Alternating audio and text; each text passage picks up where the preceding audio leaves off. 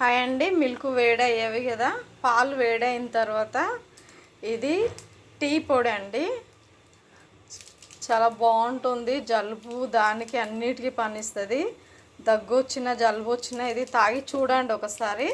దీనిలో నేను పౌడర్ వేసేస్తున్నాను. మీకు దీనిలో బెల్లము, టీ పొడి అన్నీ యాడ్ వస్తాయండి.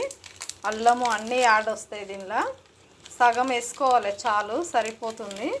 సగం వేసేసుకొని చూడండి, సగం పౌడర్ వేసేసుకున్నాను నేను. ఇప్పుడు పాలు వేసేస్తున్నాను.